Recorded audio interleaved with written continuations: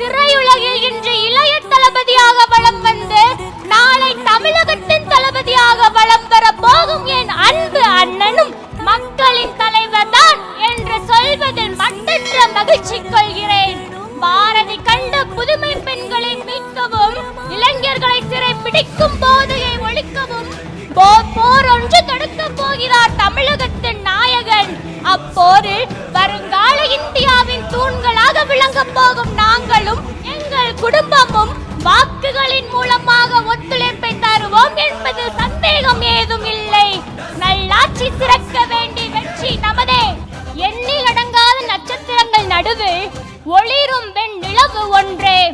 அதுபோல லட்சக்கணக்கான மக்களில் ஒருவர் தான் தலைவராகிறார், மக்களின் தலைவராகிறார். 1000 பேர் தலைவர் என்று வரலாம், ஆனால் மக்களின் தலைவர்கள் விரல்களை விட்டு எண்ணும் அளவில் தான் உள்ளனர். சாதியை அறவே ஒழிக்க போராடிய தந்தை பெரியார் மக்களின் தலைவரே. ஏழை பிள்ளைகள்